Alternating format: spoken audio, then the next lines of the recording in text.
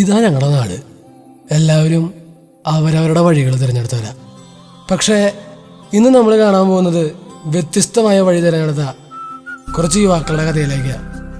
നമ്മൾ മലയാളികൾ പ്രാഞ്ചേട്ടനെന്നും പട്ടിപുണ്യാളെന്നും വിളിച്ച് അസീസിയിലെ വിശുദ്ധ ഫ്രാൻസിസിന്റെ ജീവിതം പിന്തുടർന്ന യുവാക്കള് അവരിതേ നമ്മുടെ ഇടയിലൊക്കെ ഉണ്ട്.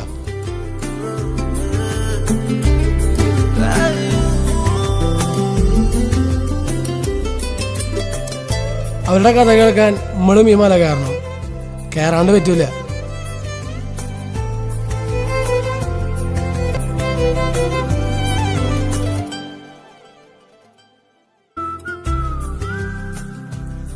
നമ്മുടെ കഥ ഇത് ഇവിടെ തുടങ്ങാം. ഈ കൂട്ടില്, ഈ പോർസിംഗിലയില് ഇത് ഒരു ജാതി സംഭവം ടെസ്റ്റാ.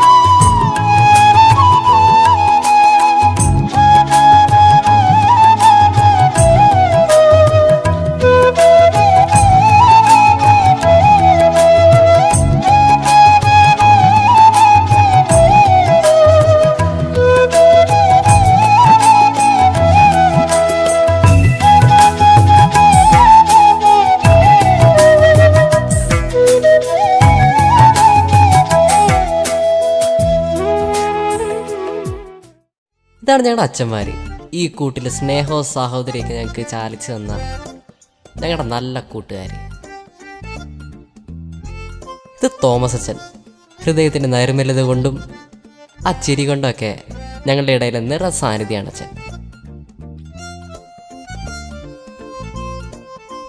ശാന്തമായ ജീവിതരീതി കൊണ്ട് ഞങ്ങളെ ഒത്തിരിയേറെ സ്വാധീനിച്ച ഞങ്ങളുടെ സ്വന്തം ജോസച്ചൻ. ഇത് ഫ്രാൻസിസ് അച്ഛൻ. ആ പേര് പോലെ തന്നെ മൂപ്പര് വേറെ ഫ്രാൻസിസ് ആയിരുന്നു.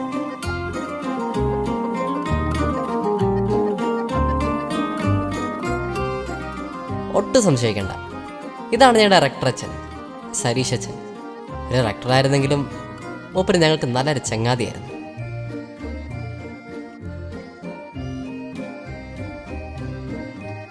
എന്തിനും ഏതൊരു ഞങ്ങൾക്ക് ഓടിയെത്താമായിരുന്ന ഞങ്ങളുടെ വർഗീസ് അച്ഛൻ.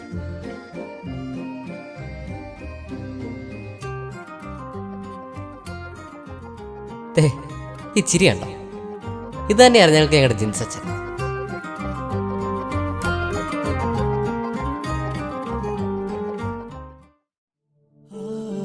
ഇവരാണ് നമ്മുടെ ഈ കൂട്ടിലെ ഹൈലൈറ്റ്സ്, ഇവിടെ ബ്രദേഴ്സ്.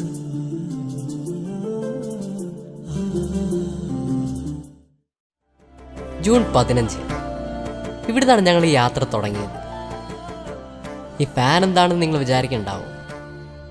ഇതാണ് ഫ്രാൻസിസ്കൻ ആക്ഷൻ നെറ്റ്വർക്ക്. ഈ കൊല്ലത്തെ ഞങ്ങളുടെ ആപ്തവാക്യം. ഇന്ത്യയുടെ പല ഭാഗത്തു നിന്നെത്തിയ ഞങ്ങൾ ഇവിടെ ഒന്നാവുമായിരുന്നു, ഈ കൂട്ടിൽ, ഈ കുടുംബത്തിൽ.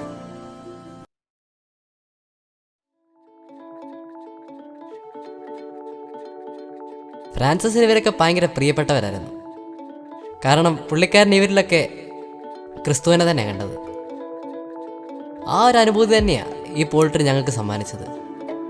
ഇവരൊക്കെ തന്നെയായിരുന്നു ഞങ്ങളുടെ യാത്രയിലെ പാതി ജീവൻ. മുട്ടയും പാലൊക്കെ തന്ന് ഞങ്ങളെ പരിപോഷിപ്പിച്ചവർ.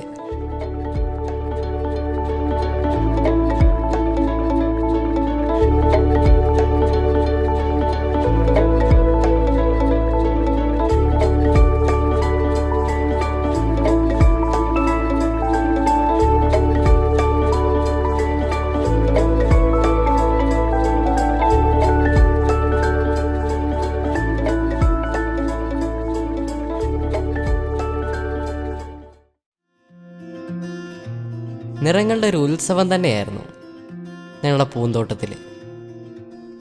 എപ്പോഴും സന്തുഷ്ടരായിട്ടിരിക്കാനാണ് ഇവർ ഞങ്ങളെ പഠിപ്പിച്ചത്.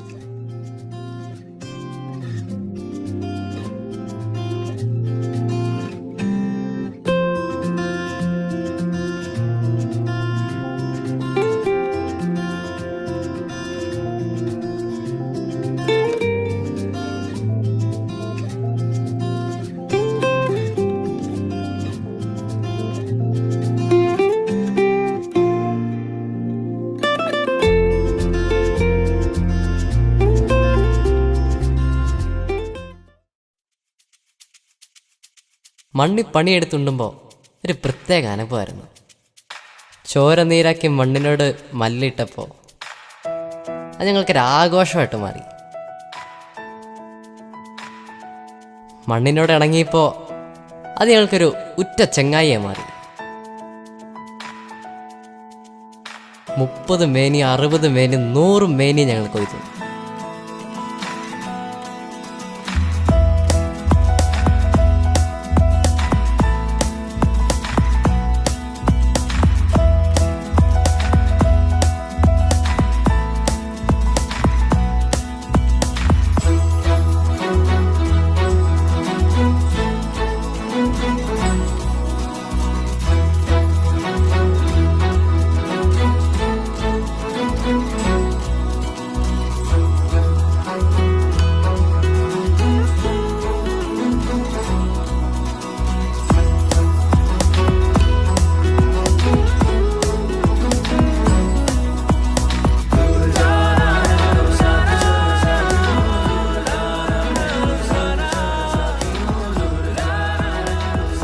പച്ചക്കറിത്തോട്ടത്തിന് നടുക്ക് മണ്ണിനോട് കൂട്ടുവിടാനൊരു കൂടാരം.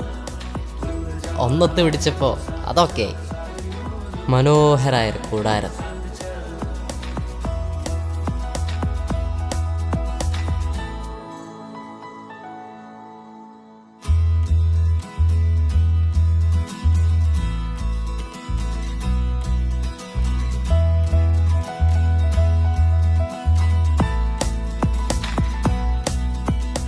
മരുന്നടിച്ച് വീർപ്പിക്കാത്ത കോഴിയെ തിന്നണമെന്ന് ആരാണ് ആഗ്രഹിക്കാത്തത്? അതുകൊണ്ട് ഞങ്ങളൊരു ബ്രോയിലർ ഫാം അങ്ങ് തുടങ്ങി വെച്ചു. പ്രാർത്ഥന തന്നെയായിരുന്നു കേട്ടോ ഞങ്ങളുടെ ജീവിതത്തിലെ ഏറ്റവും വലിയ ശക്തി.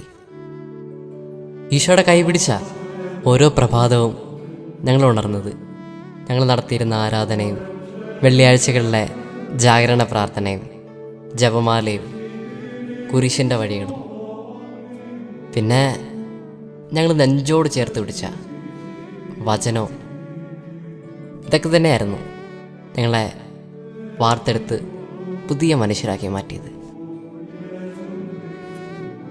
എന്തിലേതിലും വചനത്തെ ആശ്രയിച്ച ഫ്രാൻസിസ് ആയിരുന്നു ഞങ്ങൾക്ക് റോൾ മോഡൽ.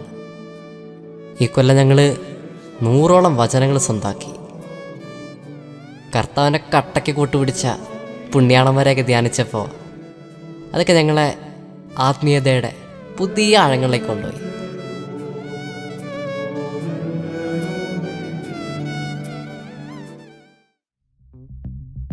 അറിയുന്നതോറും ഞങ്ങൾ കൂടുതൽ വളരുകയാണ്. ഇംഗ്ലീഷ് ഇംപ്രൂവ് ചെയ്യാൻ ഞങ്ങൾ ഒത്തിരി ഇനിഷ്യേറ്റീവ്സ് ഒക്കെ എടുത്തു. ഞങ്ങൾ നടത്തിയ ചർച്ചകളും സംവാദങ്ങളും പത്രനിർമ്മാണമൊക്കെ ഞങ്ങൾ ഒത്തിരി അതിന് സഹായിച്ചു. പിന്നെ ഇവിടെ എക്കോ ക്ലബും ഇംഗ്ലീഷ് ക്ലബും ഒക്കെ തുടങ്ങിയ ഇംഗ്ലീഷ് കോർണറും എക്കോ കോർണറും ഒക്കെ ഞങ്ങൾ ഒത്തിരി അറിവിൻ്റെ ലോകത്തിലേക്ക് വഴി നടത്തി. ഞങ്ങളുടെ ഹൗസ് ഓഫ് വിസ്ഡം ലൈബ്രറി, അത് സമ്മാനിച്ചത് വലിയൊരു അറിവിൻ്റെ ലോകം തന്നെയായിരുന്നു. ഇവിടെ കുഞ്ഞുണ്ണി മാഷ് പറഞ്ഞ പോലെ ഞങ്ങൾ വായിച്ച് വളർന്നു.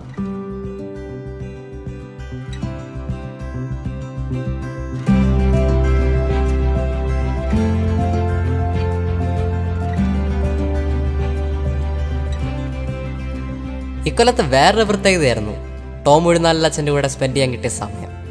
മൂപ്പരുടെ ജീവിതം കേട്ടപ്പോൾ കിളിപോയെങ്കിലും ഭയങ്കര ഇൻസ്പിറേഷനായിരുന്നു. കർത്താവ് ഒത്തിരി താഴ്ന്നകളൊക്കെ തന്നിട്ട് തന്നെയാണ് ഓരോ മനുഷ്യനെയും ഈ ഭൂമിയിലേക്ക് വിട്ടത്. ഇനിയിപ്പോൾ സമയമാകുമ്പോൾ മൂപ്പർ വന്ന് അതൊക്കെ എന്തെന്ന് ചോദിച്ചു കഴിഞ്ഞാൽ അതൊന്നും വർദ്ധിപ്പിക്കാൻ നിൽക്കുന്നത് നാണക്കേടല്ലേ? അധ്വാനിക്കാത്തവൻ ഭക്ഷിക്കാത്തതെന്ന് പറഞ്ഞ ഫ്രാൻസിസ് തന്നെയായിരുന്നു ഞങ്ങളുടെ ഇൻസ്പിറേഷൻ. ഞങ്ങൾ മുളപ്പിച്ചെടുത്ത കൂണുകളും ഇൻക്യുബേറ്ററിൽ വിരിച്ചെടുത്ത കോഴികളും പണിതീർത്ത പുതിയ ഷട്ടിൽ കോട്ടും പെയിൻ്റ് അടിച്ച പള്ളിയും ഈ കൊല്ലം ഉണ്ടാക്കിയ ഫ്രാൻസിസിൻ്റെ സ്റ്റാച്യുവും ഇങ്ങനെ നീണ്ടു കിടക്കുകയാണ് ഞങ്ങളുടെ ഈ കൊല്ലത്തെ ഇനിഷ്യേറ്റീവ്സ്. അങ്ങനെയൊക്കെ ഇറങ്ങിയപ്പോൾ ഞങ്ങൾ സെമിനാരിയുടെ മുഖച്ഛായ തന്നെ അങ്ങ് മാറ്റിമറിച്ചു.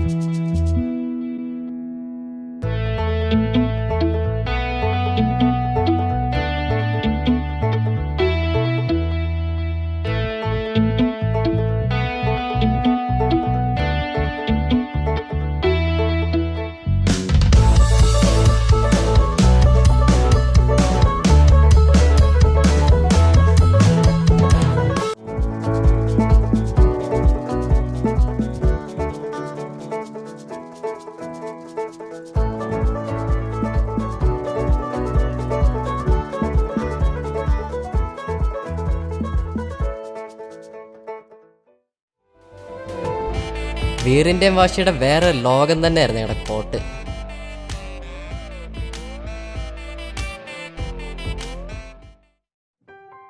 ഇടുക്കിയിൽ പെയ്തിറങ്ങിയ മഴനീര് ആദ്യം ഞങ്ങൾക്ക് സന്തോഷമായിരുന്നെങ്കിലും അത് പിന്നെ ഇവിടുത്തെ ജനങ്ങൾക്ക് മെഴുനീരായി മാറിയപ്പോൾ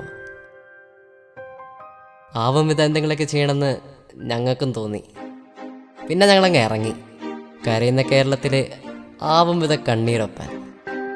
എന്നിലെരിഞ്ഞു തുടങ്ങിയ തീക്കനൽ നെഞ്ചിനകത്ത് പടർന്ന് പിടിച്ചത് പടപൊരുതുവാൻ വെറി പിടിച്ചു തീക്കടലിളകി വരുന്നത് പോലെ മരവിച്ചു തുടങ്ങും നെഞ്ചിൻ തടകിൽ മുടി പിളിച്ചതുപോലെ ഭയം അത് മാഞ്ഞു പോകെ ആത്മാവിൻ പഴുതിലൂടെ തളരുകിൽ ഒരു ശകലവും ഇനി പതറുകിൽ ഒരു ചുവടിലും തീയിൽ വാർത്തെടുത്തു വെച്ചായുധത്തിന്റെ മൂർച്ചയുടെ വാക്കിലും ഇന്നു നാലും ദിക്കിലും ഇരുൾ നിറഞ്ഞുവെങ്കിലും ഒരു താൻ തുടങ്ങി പരാജിതൽ ഇനിയാവുകില്ല ഒരിക്കലും.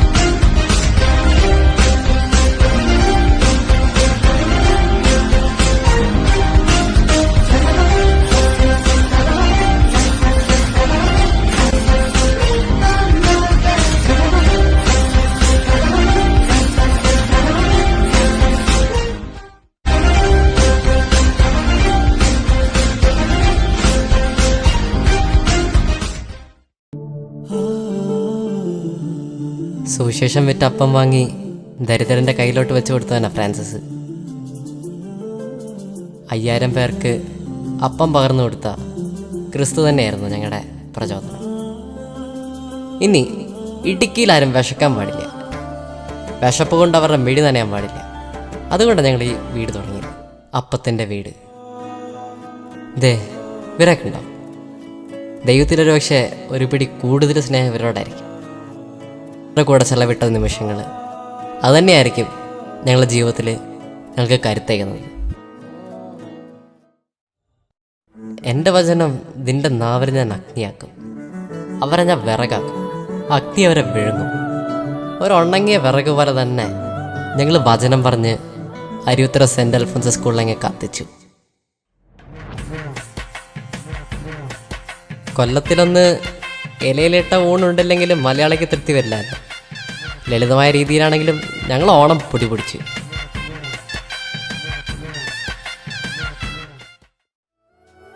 ഇവിടെ പ്രാഞ്ചിയുടെ പെരുന്നാൾ ഒക്ടോബർ 4 ഞങ്ങൾക്ക് വലിയ ആഘോഷത്തിൻ്റെ നിമിഷമായിരുന്നു.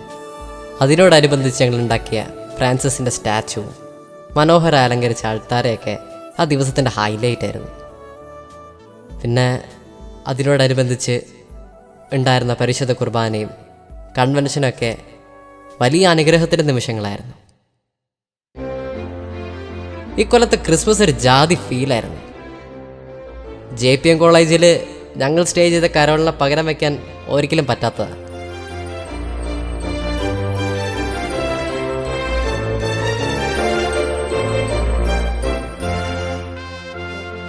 മഞ്ഞ് പെയ്യുന്ന രാത്രിയിൽ പുൽക്കൂട്ടി വന്നു വരുന്ന ഉണ്ണീശോയെ ഹൃദയത്തിലേക്ക് സ്വീകരിക്കാൻ ഞങ്ങൾ ഒരുക്കുന്നതായിരുന്നു ഞങ്ങൾ നടത്തിയ ആഡ്വൻ്റോ ഒക്കെ.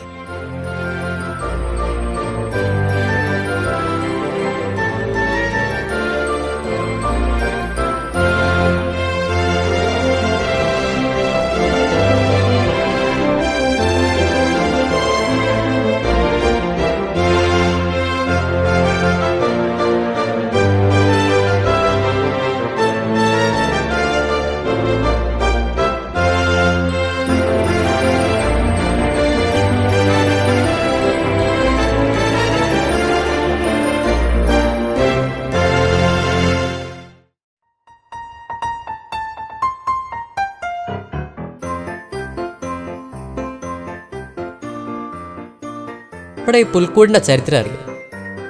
ഇവിടെ പ്രാഞ്ചി തന്നെയാണ് തുടങ്ങിയത്. അതുകൊണ്ട് ഉണ്ണിക്ക് വേണ്ടി രാവും പകലും പണിയെടുത്ത് ഞങ്ങളുണ്ടാക്കിയ പുൽക്കൂട് അതൊത്തിരിയേറെ ശ്രദ്ധ ആകർഷിച്ചു.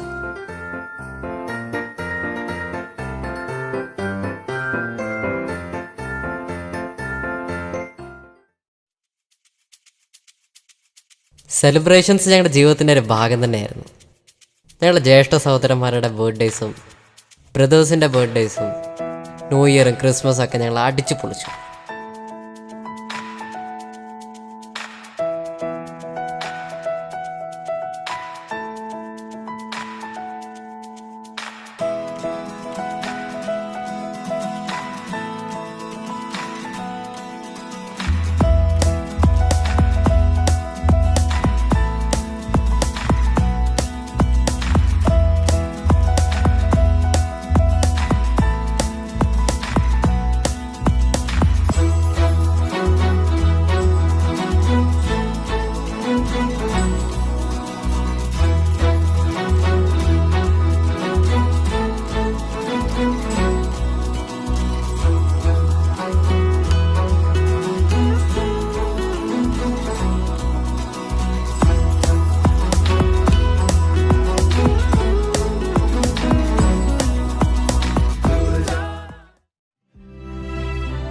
ഒരിക്കലും മറക്കാനാവാത്ത ഞങ്ങളുടെ ഹൃദയത്തിലെ എവർ റിട്ടേൺ മെമ്മറീസായി ഓരോ യാത്രയും. ഈ പ്രകൃതിയോട് ചേർന്ന് ഞങ്ങൾ അത്രമേൽ അടിച്ചു പൊളിച്ചു. പൂവിലും പുഴുവിലും ഈശോയെ കണ്ട ഫ്രാൻസിസിനെ തന്നെയാണ് ഈ പ്രകൃതി ഞങ്ങളെ പഠിപ്പിച്ചു തന്നത്.